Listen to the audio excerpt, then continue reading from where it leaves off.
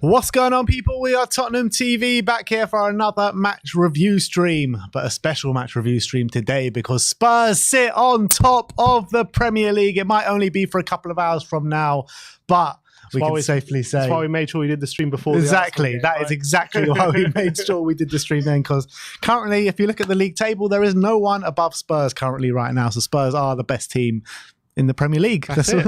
End the season now. End the stream, end the season, end the count, stop the count.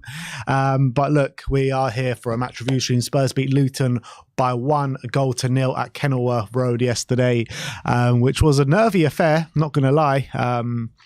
We got match review, we got player ratings, 5 takeaways, and the way Twitter reacted to the game yesterday. But let's start off with the match review. But before we get into that, go and visit our website, WeAreTottenhamTV.co.uk, where you get our latest blog posts and merchandise as well. So please do and go and have a look. All great support for the channel and daily blog posts. So every single day we're converting videos into blog posts and more. So please do go and have a look. But let's get into the match review. Spurs 1, Luton 0. I mean, I called before the game that we need to have a fast start in this game. We need to take it to them early on because an early goal would have been imperative for Spurs to really go on and stamp their authority in the game, and we got one of them, didn't we? Because Spurs definitely started off with a house on fire, probably our best start, well, definitely our best start of a game this season, and we essentially should have been 3-0 up within the first 5 minutes of this game. Richarlison missing a complete open goal, albeit I think he was pulled back a little bit when he tried to stretch through the ball. The other one, he goes 1-on-1 with the keeper, should have slotted it past the keeper, but the keeper makes a good save, but it was a poor finish in the end. And then we had other chances with like Kulusevski, Heung-min Son, who else was there? I think Maddison had a chance as well. So we had. It's not like we didn't have the chances to really like go full steam ahead in this game, because we did. And I felt like for our good play, we just weren't clinical enough on the day. And Porro as well. He went through 1-on-1, and he probably should have slotted it home. And it was very frustrating. On the one hand, I was actually really encouraged by the fact that the narrative going into this game is they were going to be difficult to break down, and going through the central areas, it's going to be clogged up, and it's not going to be easy to find those spaces.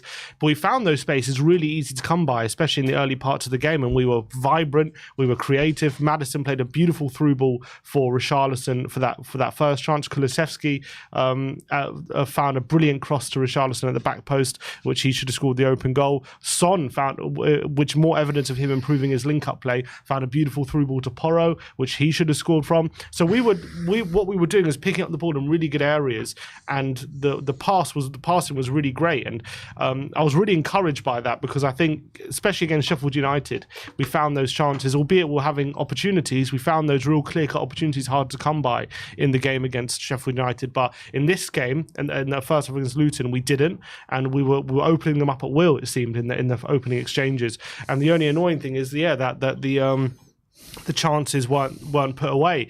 But you felt like, especially albeit I think even in the first half, there were periods where Luton were looking to get back in the game. But whenever Spurs went forward, they were getting an opportunity. Even if it was a half chance, Kulusevski's chance was a brilliant save out of Kaminsky. One had tipped it wide. It was a brilliant save, actually, on replay. Son and Maddison had chances around the penalty spot, which they fired over the bar. On another day with their quality, that goes into the top corner, back of the net. So we would, even in our periods where we weren't creating clear-cut chances, we were still creating opportunities. And, we're going into half-time, still confident. Yeah, it was 0-0. It was frustrating, don't get me wrong, but the way the game is going, it seemed like it was only a matter of time before we were going to take the lead and we were going to score. Luton, I don't think, had a single chance really in that first half, apart from the goal which got ruled out, which I think fairly ruled out, in my opinion. I think Adebayo definitely did foul Romero, and it was never going to be given from the VAR, albeit I think the referee on field anyway ruled it out. They had 3 shots, 0 on target the whole of the first half. What was the XG? It must have been under 0.07. Yeah, exactly. So that was I think we were total domination that first half, as you expect. But maybe you wouldn't have expected the level of chances we were creating consistently, which was impressive. But it all changed on the stroke of half time. I think it was the last action of the half, wasn't it? What Basuma did. He's on a yellow card. It looks like we're going to go into half time. Yes, 0-0, but still on the ascendancy. The momentum was with us and confident. And then Basuma did that dive. on a yellow card, so stupid, gets himself sent off, and then the whole dynamic changes. All of a sudden the narrative goes from we're looking good to now we've missed all those chances, we're not in the lead, and now we're down to 10 men, and all of a sudden it's going to be a lot more difficult to go and win that game. But we were so dominant in those opening exchanges the first half before Basuma got sent off. I always felt like, I remember saying to you when Basuma gets sent off, I said, we're still winning this game. I didn't have any doubt in my mind that we were still going to take the 3 points. It was harder to come by, obviously, the chances, and especially the clear-cut chances after Basuma got sent off. And he needs to have a massive look at himself around the way he got sent off, because you get booked for a nasty challenge, for a foul that was definitely a booking, where he's all over him. And then a few minutes later, he's bursting through the box. He's bursting through the whole of their team. And he had no reason to dive there. I just don't understand why he does that. He had options to pass it off. He had options to even take a crack on goal. And he just falls down. He just goes down like he's been shot. And I just don't get why he did that, because as much as I felt like still after the sending off that we could still go and win the game, he put that result in jeopardy. And also a lot of the times when players go down in those situations and the referee pulls them back for simulation, you see them getting up and complaining and being angry at the referee's decision, thinking, oh, I've actually been fouled, all that stuff. No complaints whatsoever was there from Basuma. He knew what he did, and he knew that he had dived and he'd taken a tumble with no contact. And it just seems ridiculous in that situation to put our result in jeopardy like that when we were so on top. We would have won that game a lot easier, I felt, if we were 11-on-11. I'm sure the second half would have been dominated. And as much as, yes, even with 10 men, we still won the game, and you maybe even expected us to still win the game with 10 men, the result was definitely put in jeopardy, and we were very lucky not to concede in that second half. And what Postecoglou had to do in that second half, especially in the first half an hour or first 15 minutes of that second half, it was he had to win that game. He had to throw a bit of caution to the wind, because he had to leave the back line a bit more open to try in search of a goal. And we still start that second half fairly well. We were a bit lucky not to go 1-0 down when Adebayo misses that open goal at the back post. Unbelievable miss from him. We got up the other end. We put a bit of pressure on, have a series of corners. Obviously, Maddison does an amazing trick in the box and finds Van der Ven. Brilliant work from Maddison, and Van der Ven scored. But from that point, but just after we scored, again, we were put under more pressure from Luton, and Doughty has a chance at the back post where he could have scored from. Corley Woodrow has that chance where he probably should score as well, where he goes 1-on-1. And we had to change things, because even though the change that we made probably meant that it was going to be very hard for us to go up the other end and score another goal or even seal the game, we just had to stop the bleeding of the chances we were conceding, because if we didn't, more likely than not, Luton were probably going to score from that situation. So I think he did the right thing. He sharp shot, went to a 5 at the back, 5-3-1 for that last 20 minutes or so, and we ended up sealing the game fairly comfortably, I would say, in that last 20 minutes. I don't think we really conceded any chances, which was probably the right thing to do. But if we don't get that bit of quality from Maddison at the time that we did, it would have been very difficult for us to win that game, I think. Absolutely. I mean, the 3 biggest chances of the game in the second half, the goal aside, all fell to Luton.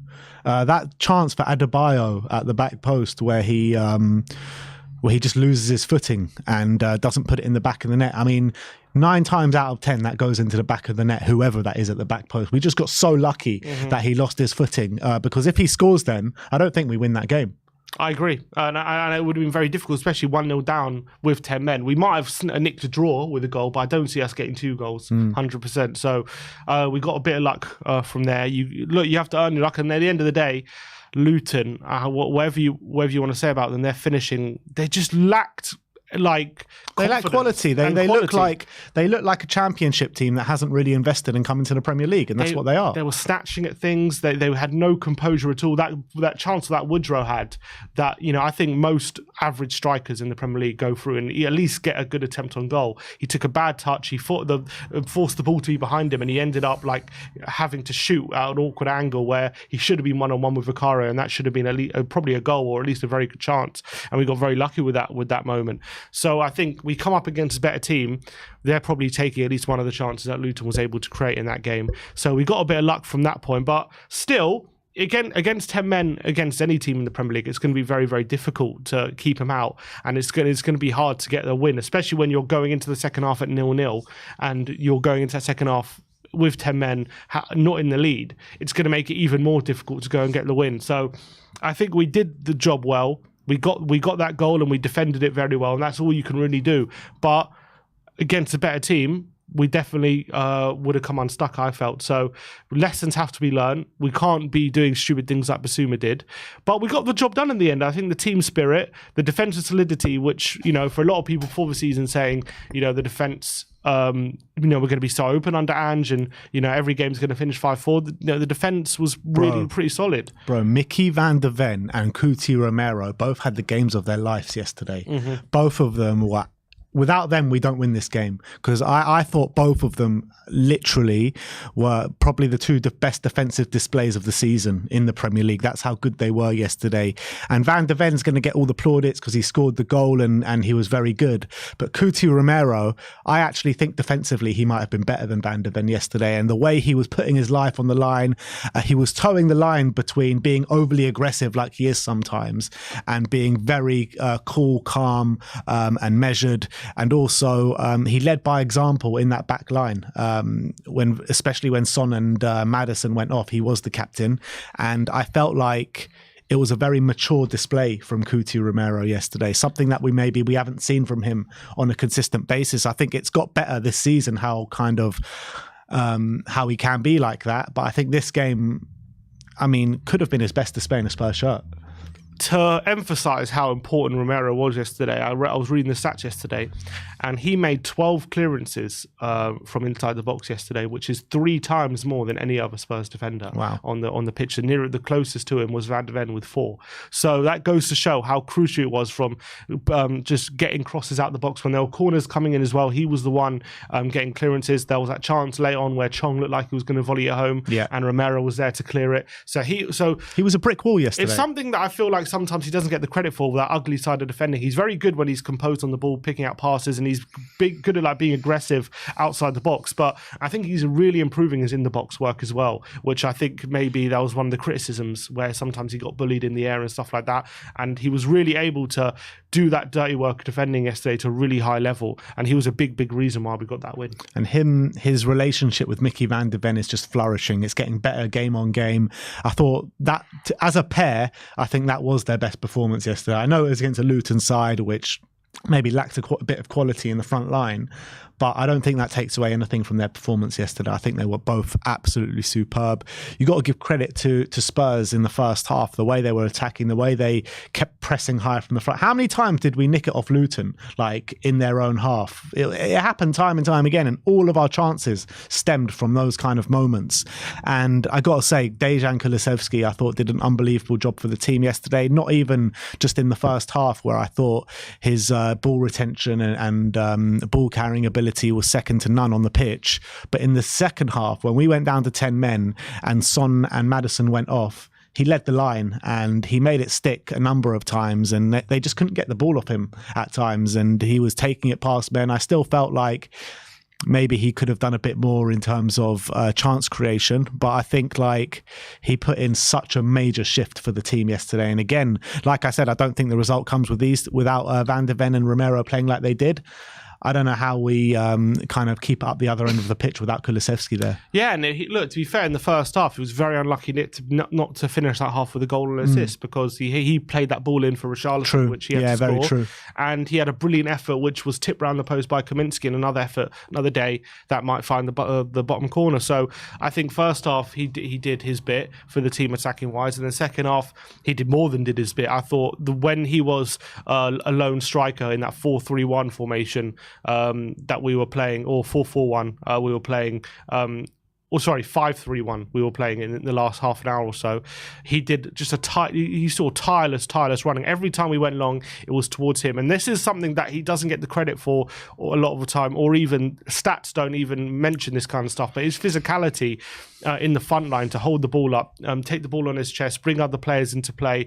He's kind of the only player we have in that front line who's able to do that. That's why a lot of the time, on the odd occasion Spurs do go long, it's always looking for Kulusevski, because we know he's got the physicality to handle those situations. He can hold off defenders, but not just hold them off, but he could actually make something happen with his ball retention as well. And I think he's done it a number of times this season. That was crucial when we were down to 10 men, to just relieve the pressure off the back line and hold the ball, bring other players into play. And it was tireless performance yesterday from Kulusevski, and he got a well-earned rest when he went off in the 90th minute for Veliz, who also did a great job in that stoppage time as well. So big credit for Kulusevski for the role he did for the team. It was a team performance, and he encapsulated that. Yeah, absolutely. I thought another player that encapsulated that was Pape Matar. I know a few people mention it in the comments. I mean, this guy, I say it every game, but he just does not stop running. And especially in this game when we had one less man in the middle of the park, he did the running for two people yesterday. And I thought he was absolutely brilliant. He's a breath of fresh air. And again, another player who just did so much work for the team yesterday. Yeah, he was brilliant. And he was, again, unlucky not to get an assist with the driving run right through the centre of the pitch. He laid off for Kulusevski, who could have scored. I think that second half as well, he was really putting himself about and making himself a nuisance, and it was very difficult for Luton to kind of penetrate through the centre because of Sarr's work great, and he had to really help out Højbjerg, who had a good second half as well. I felt he did a good job for the team. But Sarr is just really growing into this team so well, and he's 20 years of age, and you just wouldn't know by the way he plays. He's so mature for his age, and he's putting in really consistent performances. Maybe sometimes the level will drop a bit, but he'll never be below like a 6 or 7 out of 10. And for a 20-year-old to put in the level of consistency he's been doing this season is astonishing. And to think as well, first day of the season, Skip was starting, and he stole that place out from Ollie Skip in the second game of the season and just hasn't looked back.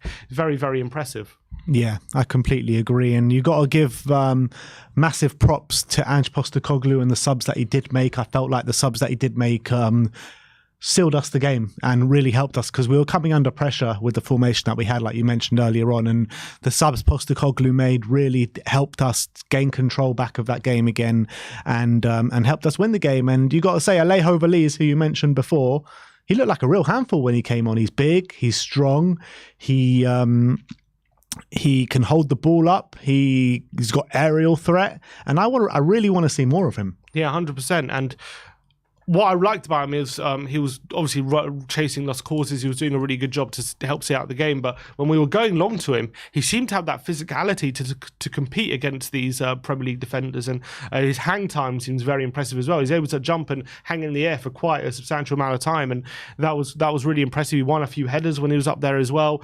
Obviously, forget Cristiano Ronaldo hang time. We're Alejo Veliz now. We're about to see a new generation of it. Obviously, he was unlucky with the moment. He looked like he might have gone on and scored a goal, but he was given offside, albeit he didn't get the shot off anyway. But he definitely put himself about in those few minutes, and also he's got such good energy about him. Yeah, and last 2 games he's come off the bench, and I wouldn't say he made a big impact, but he's come off the bench and provided for the team.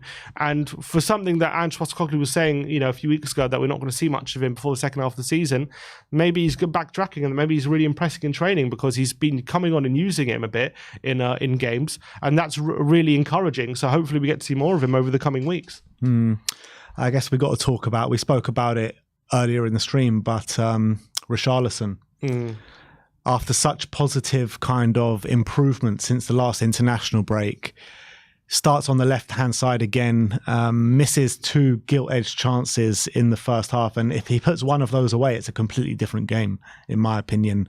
And these chances, it's not like they were hard chances. The majority of players in our front line, you expect them just to slot those away, especially the first one. I think it wasn't the easiest chance of the game. I think that fell to Luton probably with Adebayo. But what are we going to say about Richarlison now? Like, he's got to be putting away those chances. 100%, and he'll be disappointed. You saw the disappointment in his face that he had, and it wasn't good enough, that finishing. 100%. When you get those chances for a player of Richarlison's quality, he has to be scoring them.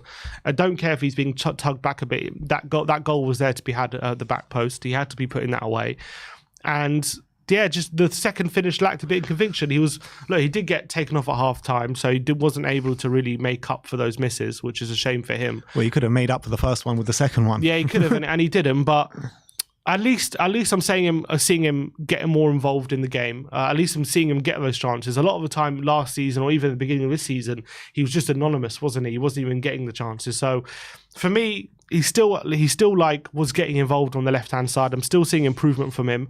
I'm not happy with the finishes that he had for those 2 chances, but at least he was still getting involved in the attacks and he was getting those chances and he was putting himself in the positions to get those chances as well, which is still encouraging.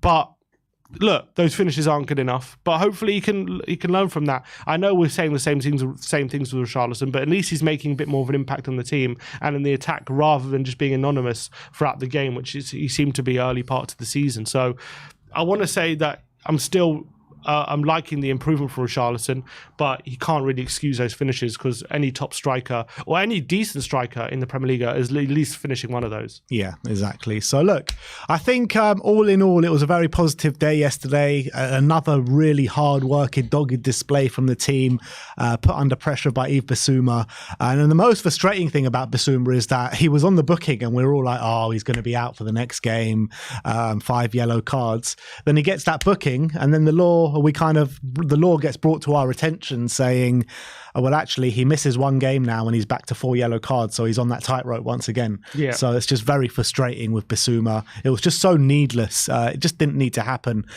He put us under way too much pressure than we should have been against this Luton side where we were just so comfortably better than at 11v11. But look, we got through it. We won the game. I would say that in the last 2 or 3 games now, there has been a slice of luck in the points that we have got. The Arsenal game, obviously, we were giving away chances willy-nilly in that first half. We were maybe lucky not to go down 2-0, but we definitely improved in that game and got a deserved point. The Liverpool game, we're down to 9 men. We really failed to break them down. Question marks over the red cards, although I do think both of them were red cards. I think the Jota one, obviously, he doesn't make a foul for the first one, but I do think he made a foul earlier on in that half where he should have got a booking. So I don't really see that as kind of a lucky red card. I think he should have been sent off regardless. And we had to rely on an own goal in the last minute. And this one, we go down to 10 men and made it hard work for ourselves. So as much as we're seeing a very good team in front of our eyes and good football being played, I do think the last couple of results have been a bit fortuitous for Spurs. Yeah, I think during the season you're always going to get results. Maybe if you're going to do something like challenge something big, you're always going to get some lucky results along the way. All the big teams do. You can't. Sometimes luck has to be on your side, and I think the last 2 games. You could say yesterday we were unlucky, like not to be 3-0 up in the first half. You know what I mean? So I wouldn't say it was a lucky win yesterday, although definitely Luton missed it, especially with the Adebayo one really big chance. But I wouldn't say yesterday was lucky. Liverpool, I agree, we were definitely lucky in that game to get all 3 points, but we got over the line. But I'm not looking at the team thinking we're playing badly and we're getting lucky. But I definitely we are getting lucky in some moments, and sometimes that goes for you. But sometimes you earn your own luck, and I think I would say we've been more doing that rather than it's not like maybe last season where. In some games, we were just sitting deep, conceding loads of chances and then hitting them on the break and getting really lucky with wins that way. It's a different kind of luck that we're getting this time round. And I'm still really encouraged. We're still playing really well. We're still playing really good football. And I don't think it's a case though where if we keep playing this way, it's going to come unstuck. I'm not seeing that. I'm just saying that in some moments we are getting some luck fall our way, and that is something to look at. But I think overall the performances are still pretty good and they're still pretty strong. So I'm not worried about things turning just yet. I'm just seeing a very good team earning their own luck, and the team are very together as well. And I think wins like yesterday are just going to bring the team even more together. When you're down to 10 men, you've got to batten down the hatches and defend the lead like we did, which we haven't really had to do yet, have we? That kind of defending so far under Postecoglou. But we did that yesterday and we did it really, really well. And you saw at the end of the game how close the team were together and how proud they were to get that win and how much it meant to them. And that's just going to bring the team, it's going to just bring the team even more together, that family feel, what Postecoglou's building. It's going to just give it even more strength. And I kind of like it in a way that we had to go through a bit of hardship yesterday, because you were saying before the game, if we win, what can we really learn? Well, we did learn stuff from the team yesterday, winning the game with 10 men and showing a different side of our game. So I'm proud of the team yesterday, and another great win, and we're top of the league. So what's not to like? Yeah, absolutely. So we are top league. Absolutely lovely stuff. But look, that is your match review. Spurs beat Luton by 1-0 to go top. In terms of games going on now, there's 3 games being played in the Premier League. Brighton 1, Liverpool 0. I'm not sure what happened with that goal. It looked like, was it bad positioning by Alisson? Yeah, it was one of those. Adingra snatches it off McAllister and he just goes for the early shot, catches Alisson out. I think Alisson will be very disappointed with that, because it wasn't exactly an amazing finish. But Adingra catches him out. It's 1-0. And then West Ham are beating Newcastle by 1-0 with a goal from Thomas Souček, and Wolves are drawing with Aston Villa 0-0. So those are the updates so far in the Premier League. We'll keep you up to date in between the segments of the show, but let's move on to our player ratings, starting off with Vicario. 7s all round from us. I think Vicario played well yesterday. I think everything that came his way, I thought he dealt with to a pretty good standard. He just didn't have to do much, to be honest, throughout the game. Yeah, I think the defence did most of the work for him. I think he made one save throughout, which was from Morris in the in the second half, where he beat Romero and he got the shot off. But you expect him to make that save, albeit it was a good save, and he did well not to parry it back into trouble and to parry it to a safe position. But apart from that, I don't remember any real. He had another save from Woodrow, but that's a save you expect him to make. It was right straight at him. So I think he did everything he did, what he could do. But I think the defence did most of the work for him. Moving on to the right back, Pedro Porro. 8s all round for Pedro, and I thought he had a really good game yesterday. I think that there are a couple of lapses in concentration defensively, which I noticed after the game, because during the game yesterday I said he was my man the match, but I've changed that decision now. But I thought Pedro was very good.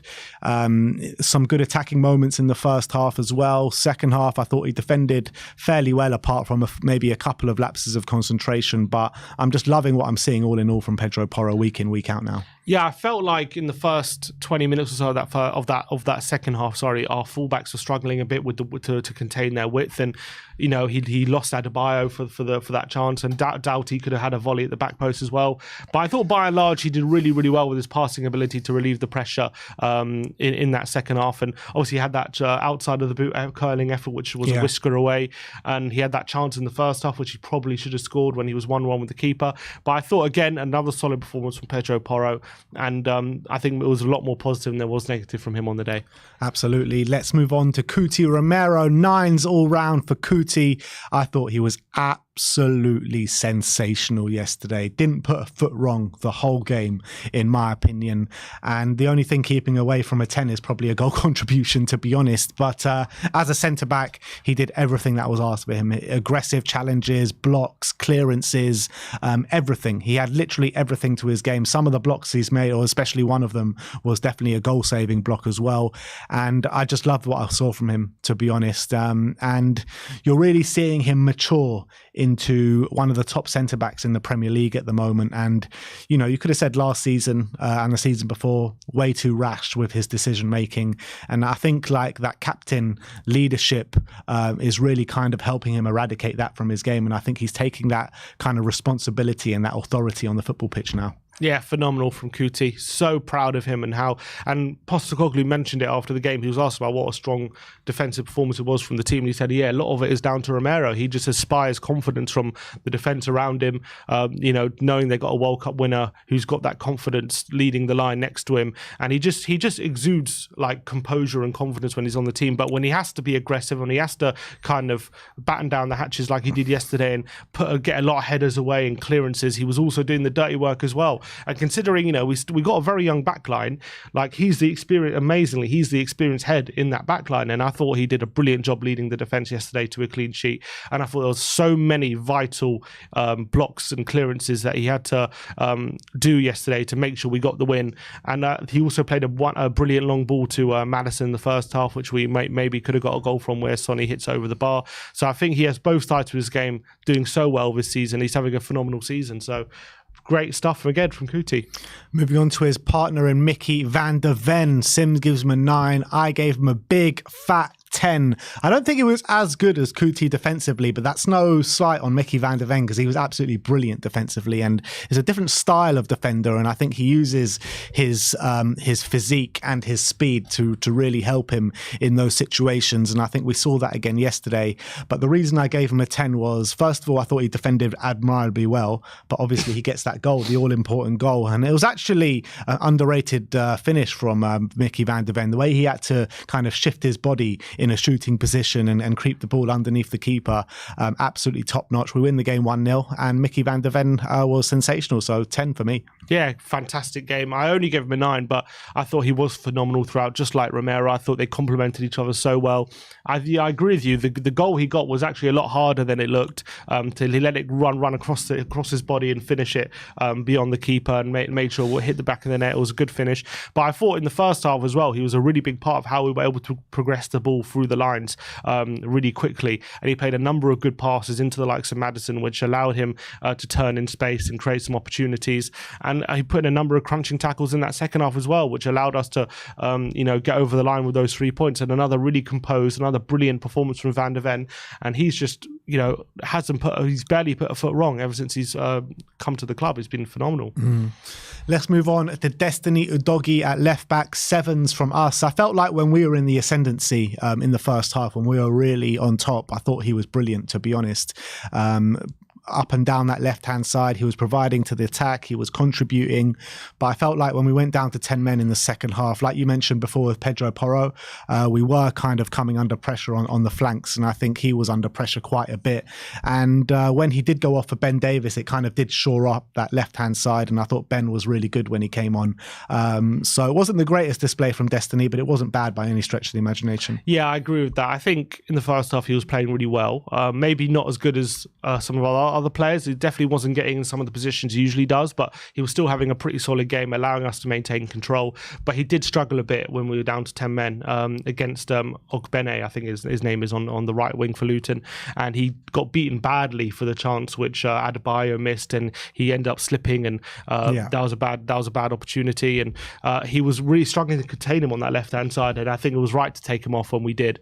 So good performance overall, but defensively, he just wasn't really at his best when we were down to 10 men. Moving on to Pape Matar Sarr, 8s all round for Pape. I thought he was absolutely brilliant. Duracell Bunny never stopped running. He was just everywhere, especially when Basuma went off.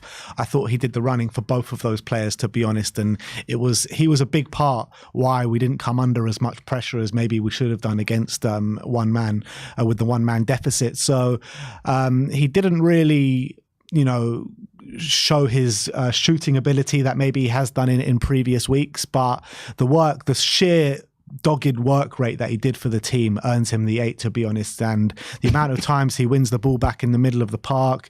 There was one moment though, I felt like he played the wrong pass when we were on the attack against the 11 men, when we had 10 men in the second half, where he should have played it to Maddison, I think it was, and he went the other way. But apart from that, I can't really fault him.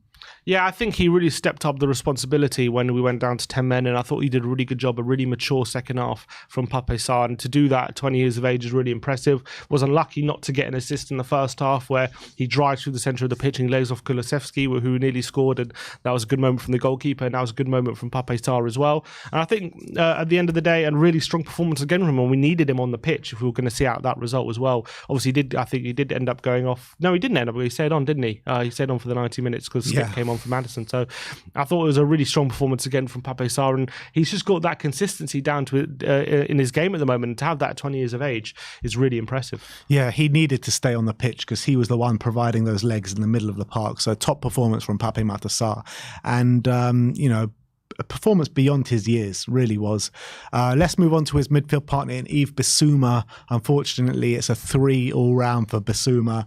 I thought he was actually really good before the sending off. He was making those driving runs through the middle of the park. He was helping us retain possession in the middle, kept recycling the ball, and being a nuisance that he has been pretty much all season. So I don't think it was any different to what we have seen from Bissouma pretty much all season, but when you make that challenge and get booked, it was bad enough to get the one booking because he was going to be banned for the next game. But a few minutes later, he does one of those driving runs and just takes a dive for no reason, literally for no reason. And he gets sent off, and rightly so. And he's the reason why we got put under so much pressure in that second half. And he put that result in jeopardy by himself. So unfortunately, he has to get a really low mark. Yeah, it was just a moment of madness from Basuma, and in a half where I thought he was playing pretty much to his, maybe not as good as his usual standard, but still pretty high. I thought he was playing fairly well throughout that first half, and Luton were struggling to deal with him.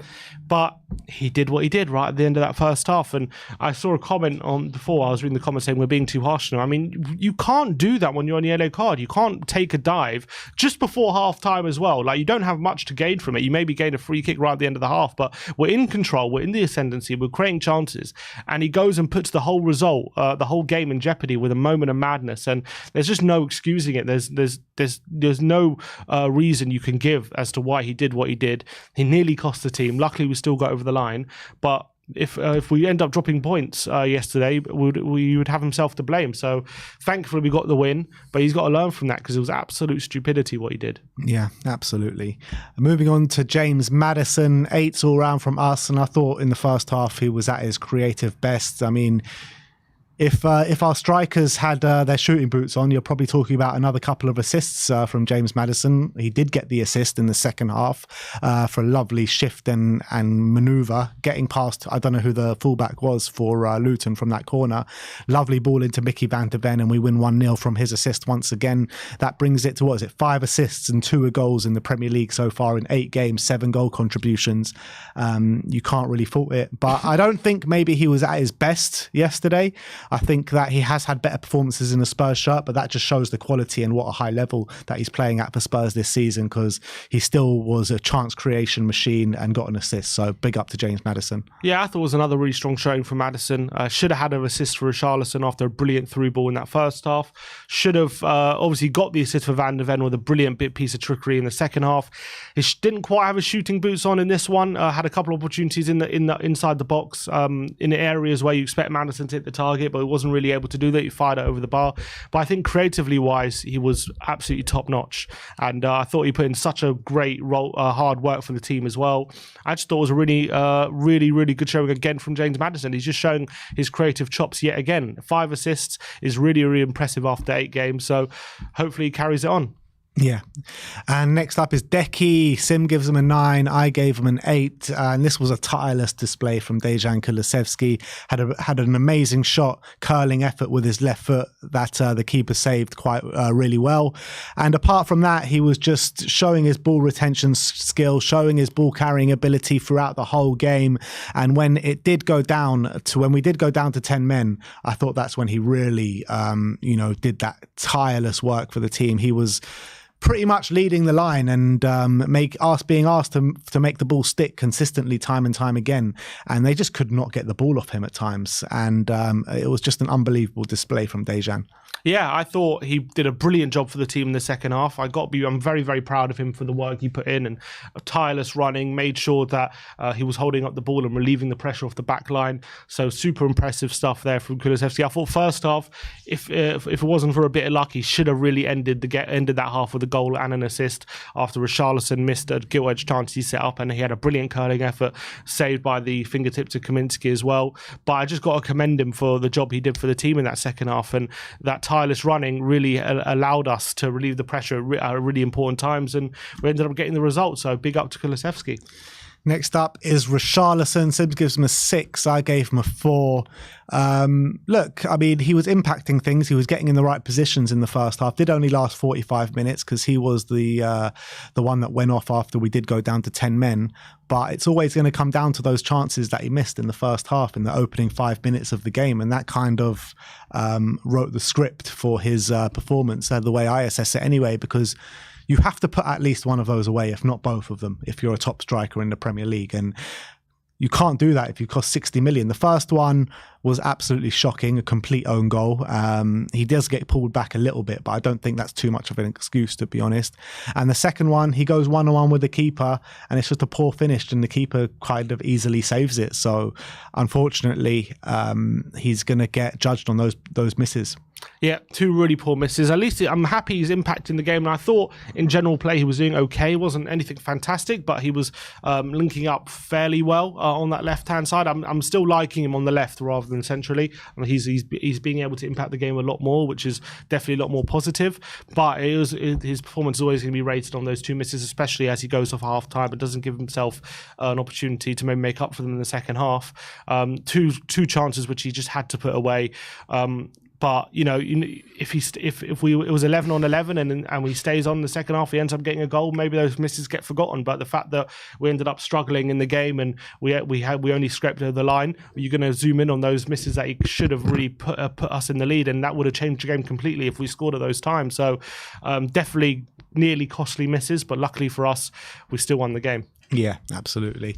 Heung-min Son, Sim gives him a 7. I gave him a 6. I thought he was well involved in the opening exchanges. Didn't really have his finishing boots on because that chance that didn't go in, you know that Son's got that in his locker to finish off those chances. But I felt he was involved, but I felt like when we did go down to 10 men, he wasn't really in the game. And when Luton were kind of sat in that low block, he did have a couple of chances here and there, but I don't think he was as involved that probably he would have liked to have been. Yeah, I think, again, I see signs of his link-up play improving. He had a really good through ball for Porro in that first half, which he should have really, Porro should have scored. So again, unlucky not to have an assist to his name. Shooting boots weren't quite on it for his kind of standards, where he had a shot a couple of shots in the first half which he blazed over the bar, where you expect him to at least hit the target with his quality. Second half was difficult for him to get involved in the game. He wasn't really impacting it, and obviously he went off late on in the game. But I think overall he's definitely showing signs for me that he's starting to really adapt to this central role and with his link-up play. But on another day, he probably should have had at least a goal in this game. Yeah. And last but not least, of the playing staff that we're going to rate is Pierre-Emile Højbjerg, who came on at half-time. 7s all round from us. And I just thought he provided a really good option in the middle of the park. He helped Mbappé Matar patrol that middle of the pitch. And I think it was just tireless work. And you saw a bit of progressive passing in there from him as well. So I was happy with Pierre with his 45-minute cameo. Yeah, I think he did a really good job for the team, again, allowing us to see out the result. And I think it was a really calm, composed and a performance which had authority. And I think he really helped out Mbappé Matar a lot in that second half as well. So I was happy with Højbjerg. No complaints about him in that second half. And last but not least, big Ange Postecoglou. Sim gives him a 9 and I gave him an 8. On reflection, maybe 9 is probably more fair because I thought he played a blinder in this game, to be honest. The first half, or especially the opening 20-25 minutes, I haven't seen a team dominate another team in the Premier League this season as we dominated Luton. Just pure chance. Like we should have been 4-0 up in the first 15 minutes. And that's a testament to Ange Postecoglou, the belief he's given us, the tactics that he's giving us on the pitch as well, the belief he's given the players. And once we did go down to 10 men, I felt the changes that he made to help us regain control in the second half, I thought were absolutely spot on.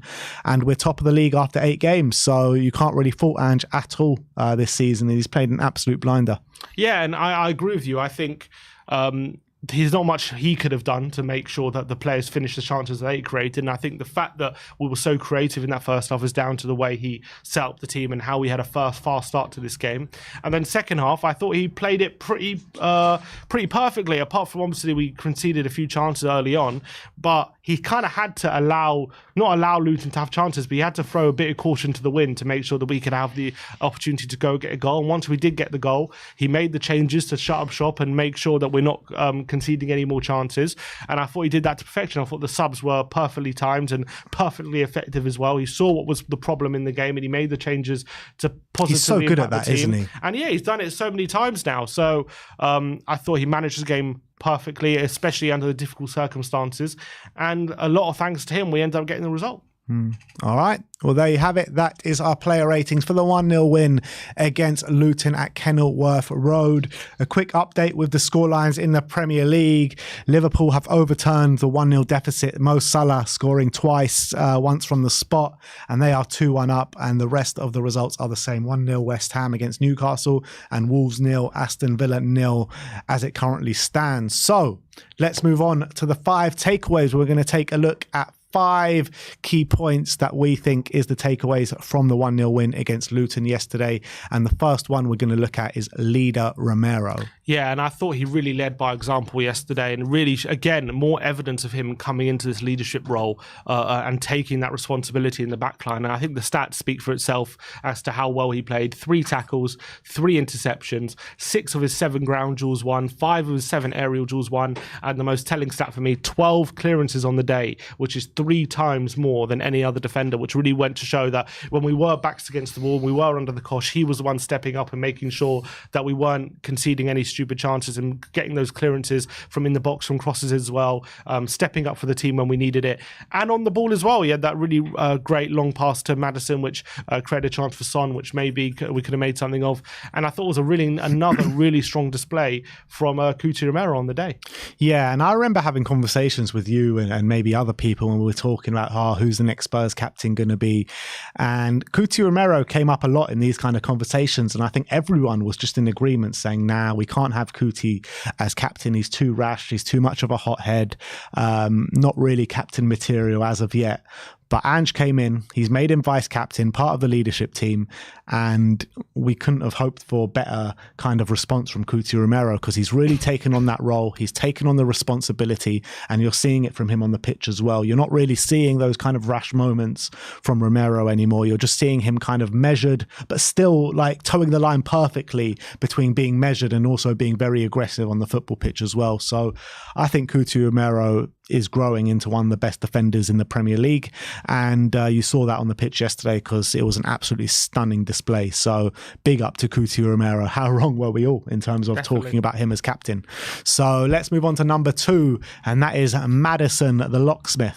Yeah, and James Maddison yesterday, I thought he was the one, if there was going to be a bit of magic, he was the one who was going to provide it for us. And he did that on the day. He had 4 key passes, 2 big chances created as well. But off the ball, 7 of his 11 ground duels he won, which again, more evidence of him doing the dirty work off the ball, which maybe before he came, you didn't really associate Maddison with, but he did that. 2 tackles as well. And he assisted the winner with a beautiful piece of skill on the touchline to set up Mickey van der Ven. And that assist means he's got 5 assists in his first 8 Premier League games, which actually makes him the lead assister in the Premier League at the moment. And I also believe he tops the league for chances created as well. Yeah. So what a season Maddison has had. What a start to his Spurs career. And I thought, again, another strong performance from him yesterday. Yeah, and the most amazing thing about it all, I don't even think it was anywhere near his best display in the Spurs shirt in the first 8 games. He actually probably had... When I say this, I don't mean it like realistically. He had like a quiet game compared to what he has done in the first 7 games of the season. But that's not saying that he had a bad game. That's just showing how good he has been in the first 7 games of the season. And the amount of times we won the ball high up the pitch in the first half, I mean, I think he won a lot of them. And he is just such a great player. And I kind of like thought he would be like this off the ball before he came to us, because I saw his off the ball stats for Leicester last season. But I think he's taken it to a new level at Spurs. So I couldn't be happier with James Maddison. And I do kind of worry, though, like where the creativity in the team comes from if Maddison's not there. 100%. And that's something, look, hopefully we don't have to know. Hopefully he stays fit the whole season. But that is something I'm sure at some point in the season we're going to have to work out. Yeah. Let's move on to number 3. And that was a wasteful first half. Yeah, and we really should have been out of sight in that first half. And if it wasn't, obviously, Basuma gets sent off right at the end of the first half, and also all of a sudden, second half, it's become an uphill battle to come win the game, especially as we're not leading. But that first half, we were so creative. How we didn't take the lead in that first half, only God only knows. We created 1.67 XG in the first half, created 3 big chances as well, which all 3 were missed. And we had 12 shots, 3 on target. And thanks to that red card, we were nearly made to pay for those missed chances as well. Luckily, we got the winner at the end of the day. We took 3 points, but that first half we were very, very wasteful, and we were nearly made to pay for it.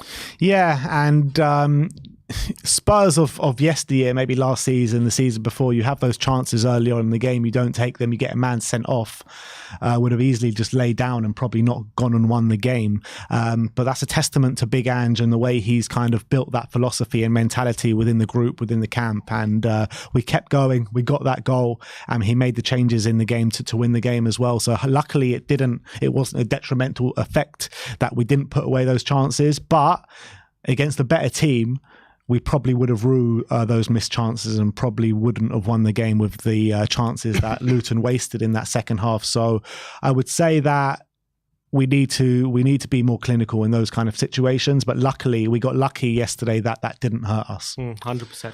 Let's move on to number 4, and that is Big Mickey, match winner. Yeah, and he really stepped up again for the team yesterday. He's had an unbelievable start to his Spurs career, considering he's only 22 years of age, and he plays like he's a veteran of the Premier League. How he's stepped into the team and stepped into the league just faultlessly. Another really strong showing from him yesterday, especially given the fact that we were down to 10 men for a lot of it, and we needed someone to step up and put the ball in the back of the net. The forward players weren't doing it, especially in the first half, but Mickey van de Ven did do that in the second half. But his stats were very strong yesterday. 3 out of 3 ground duels won, 1 out of 1 aerial duel, 94% pass accuracy as well, especially given the fact we were down to 10 men for a lot. To still have that accurate pass accuracy is really, really important. And obviously he did score the winner in the 52nd minute and defended so well in that second half to get us to win. So another brilliant performance from Mickey van de Ven, and he's just playing like a guy beyond his years. Yeah, technical ability is so good for a centre-back as well, Mickey van de Ven. And I love kind of the relationship that him and Romero have, because they're both such good defenders, but maybe what Romero's not so good at, Van de Ven is great at, and vice versa. I think they both complement each other so well. And that was kind of what we were saying before we signed Van de Ven, that, you know, we feel like these kind of defenders will complement each other so well, but we didn't think they would strike up this kind of partnership so early on in their Spurs career. I mean, they stroke up that partnership from day one. I mean, there's been no bedding in period whatsoever.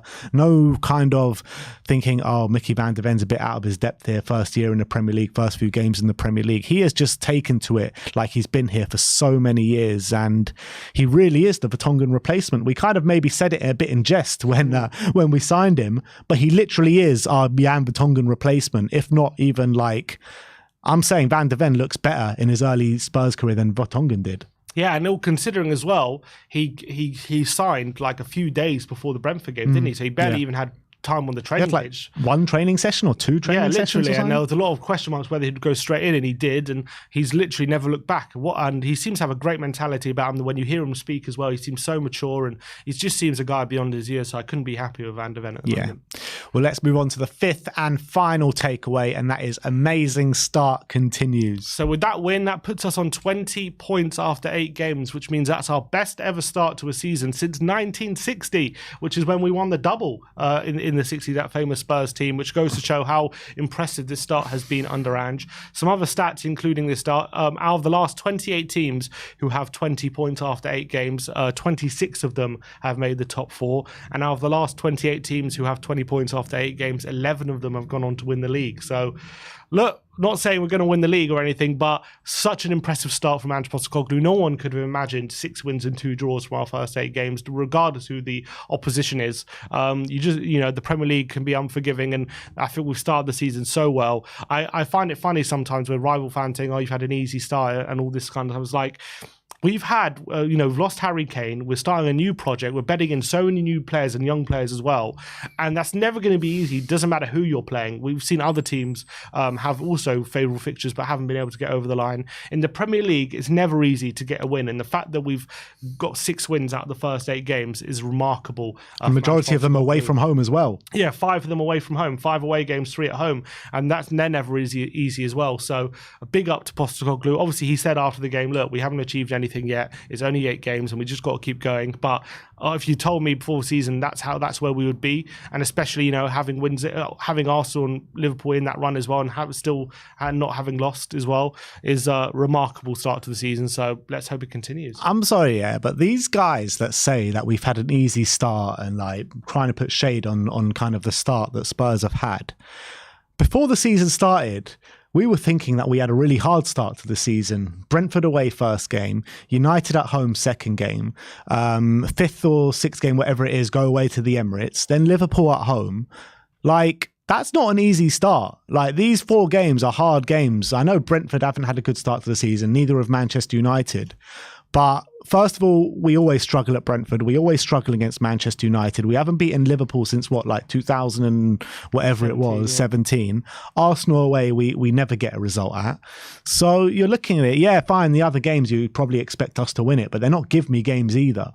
Like, those 4 games are probably harder than any of the games that Arsenal have had at the start of the season. Who have they had? They've played us and Manchester United.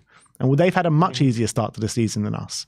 So I think that people that are saying that, oh, Spurs are only doing well because they've had an easy start to the season. If we've had an easy start, that basically means that Man City is the only hard game of the league. That's what everyone's saying, I guess. Yeah.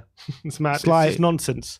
It's mad. And to show, look, and to win games when you're meant to win, that like everyone just like sees it as a given. And now no game is ever a given. You have to earn every win that you get in the Premier League. And we've also had different challenges in every single game. We've been behind. We've been down to 10 men. We've had to face 9 men and break down low blocks. And I think we've just passed every challenge really convincingly. We've got last minute winners as well. We've controlled games like the Burnley and the Bournemouth game. Like, every game has been a challenge and we've come through it. So I'm super impressed. And hopefully the more they get used to this system and the more they get used to Ange's methods, the better the performances will get as well.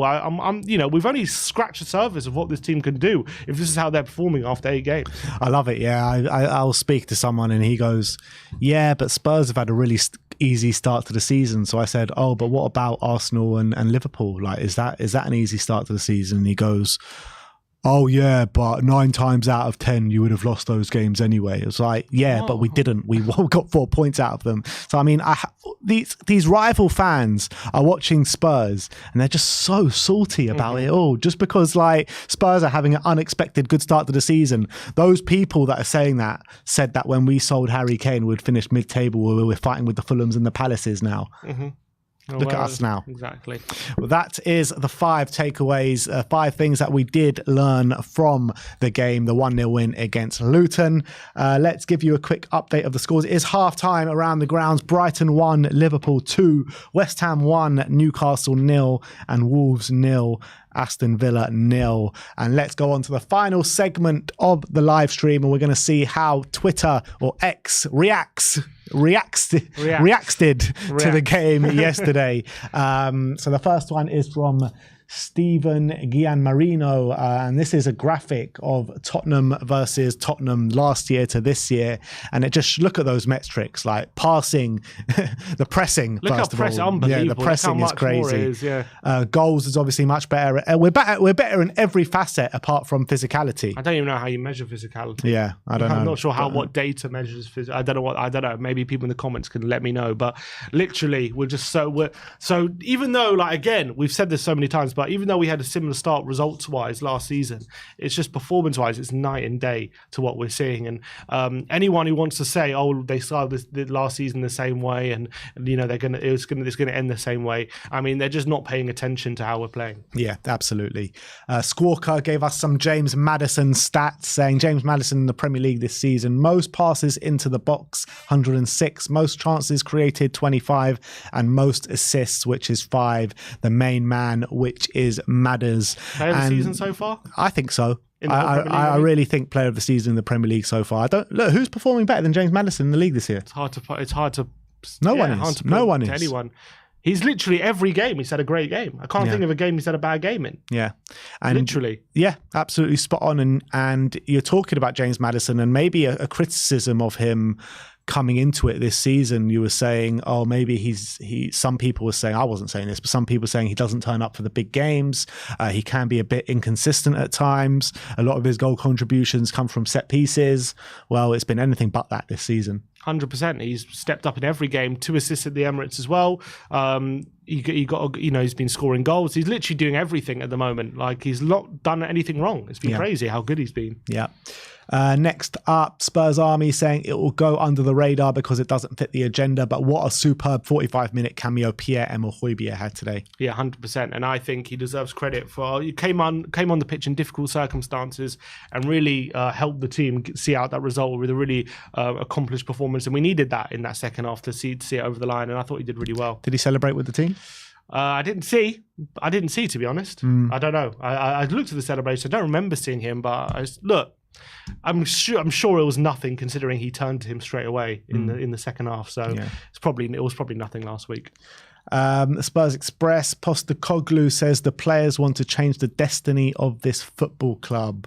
And I love that. There seems like they're going in the right direction at the moment. I think it's a bit too early to say if they're going to do that or not, but it's definitely looking good at the moment. 100%. And that's what I like about these new crop of players. Like, this is what Ange was saying maybe after the game. I can't remember when it was, but I think it was maybe before the Arsenal game. He was saying a lot of these players, everyone talks about the past and what's happened in beforehand, but these players are coming into this with fresh eyes. They don't have the baggage of previous regimes and previous tenures to look on, and they're just looking at it as a really great opportunity, being for a great club, great facilities, and they want to change the way the destiny, as he says, of this football club, and they want to achieve something special, and why not? And they don't have the weight of the past on their shoulders, which is fantastic. Yeah, absolutely. Alejo Veliz put out a picture of the team celebrating with Mickey van de Ven, and he just says team with kind of a lightning emoji, and it was a lovely picture there of Mickey van de Ven leading the celebrations yesterday. Yeah, and it's great for him to feel involved, because maybe in that situation a lot of people would have been cast, young player not getting many minutes, maybe feels like he's not part of it, but he's definitely starting to feel a bit more involved in the team now, which is great. Spurs OTM put a video of Sonny and Vicario celebrating yesterday. And I keep saying this. 2 giddy school kids. Yeah, I keep saying this week in, week in with Vicario, week in, week out. I am loving this guy. This guy's energy on the football pitch. This guy's mentality. This guy's kind of the way he holds himself. It's just brilliant.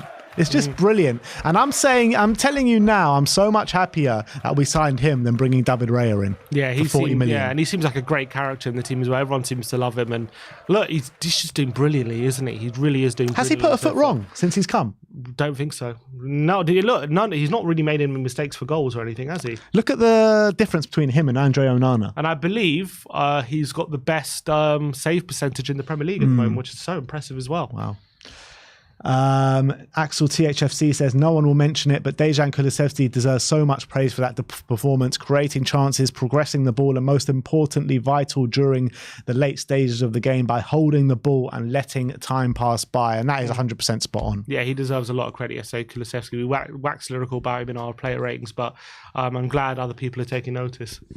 The Premier League put out a tweet yesterday saying top of the league, unbeaten so far, scored in each game, Spurs are loving life under Ange Postecoglou. Yeah, look at that picture as well. He's loving life as well. He seems to be just enjoying every game at the moment. It's so refreshing. It's so great to see from the miserable gits we've had before. I tell you what, I am a bit concerned with Ange. Every time we see him in his press conference or interviews, he's always coughing all the way through it. He's got hopefully he's all right. Ever since he's come, to be honest, he's had this cough. So hopefully he gets that looked at.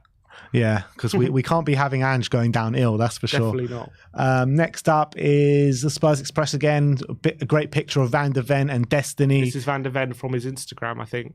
Udogi's Instagram. Or Van de Ven on story, Udogi's Instagram. Right, okay. Next up is Nia saying Luton. There's just a few more great pictures of Mickey van de Ven leading the celebrations. That picture with him, Romero, Sarr and Udogi, if you scroll to that one. Yeah, this one. You look at this picture, apart from Romero, take Romero out of that, how many Premier League appearances are there in that picture? Not many. Incredible. So young as well. They're all so young. It's brilliant. All right. The next one is from Zeus, saying the moment of silence for all the rivals that tuned in after our red just to see us win. And that's actually spot on, because we were doing the watch long yesterday, and when we went down to 10 men, I actually saw a flood of Liverpool fans come into our live chat. Exactly. They didn't get what they wanted though, did they? They definitely didn't. This is that picture again from Fuad saying up Fuad. Boys. Alex THFC saying vibes. This is the same thing with Mickey van der Ven. Well, it's actually a different thing. It's but different this video. is Sonny just going up to all the players after. It's brilliant. I just love Sonny after the game. He's such positive energy, isn't he?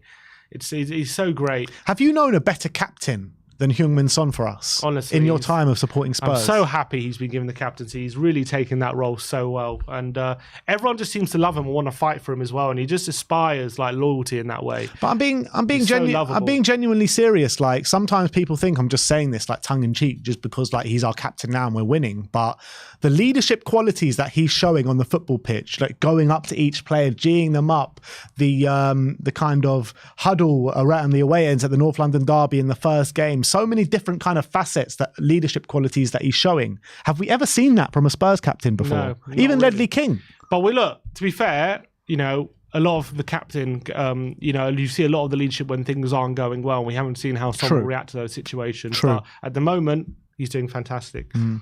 Maybe it will just all go great and we'll never have to see it. Let's hope so. Spurs Express, Porro, Brian, Love Kuti Romero. Porro says crack. I'm not sure what that's supposed to mean. And Brian Hill says incredible. I think this is replying to Romero's post on Instagram. Brilliant stuff. And this was the Spurs players coming over to the away end to show their appreciation yesterday. Some more top stuff there. The Spurs. They're showing their appreciation for Van de Ven. Yeah. Did they push him in front of the away fans like they did the other ones? Love it. So good. Oh, they all love him. No, he seems very popular as well, Van de Ven, doesn't he? Yeah. I mean, I don't think there is a Spurs player in the first 11 that isn't popular. They're all seems like such a tight-knit group. They all seem like great guys as well. Yeah. Next one is from the Spurs camp. Mickey van der Ven on Instagram. He said, unreal feeling scoring my first Spurs goal. What a team mentality. Absolutely spot on. Love to see it. Richard, absolutely love this stuff. And I think this was Romero. Yeah, Romero's clearance, taking off the boot of Chong yesterday. No, look at this. They celebrated like a goal. Fantastic. With the captain's armband on. Oh, yeah, I love that. Love that. Next up is from Garrett Reedy, an even better angle. And this was... this is from the stands. Oh, no, this was from Porro. This is when Porro celebrated. He celebrates like getting a corner like a goal. So we scored from that corner, didn't we? No, I think this was late in the game. Oh, right. I was late in the game. Great stuff. Alejo Belize saying, who is this handsome man, to himself. So funny. Brilliant. Seems to have a bit of banter about him. Yeah.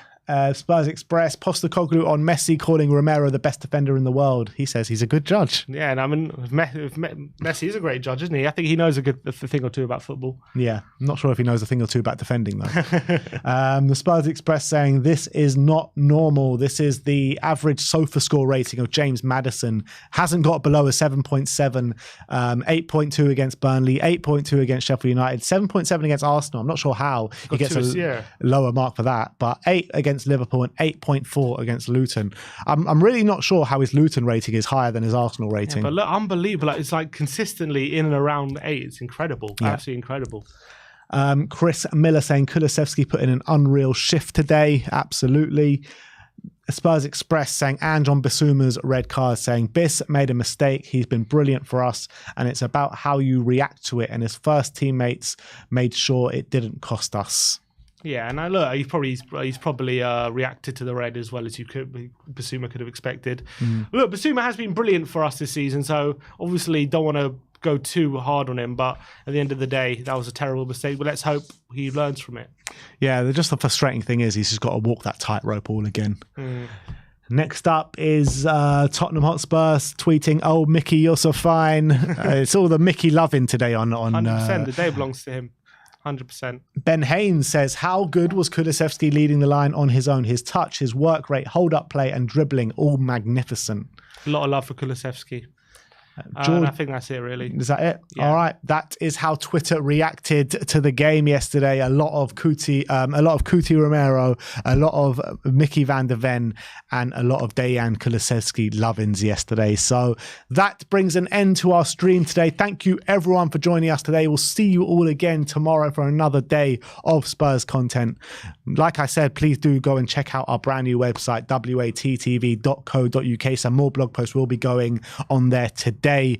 But once again, thank you for joining us. Like, subscribe and comment. And as always, come on you Spurs.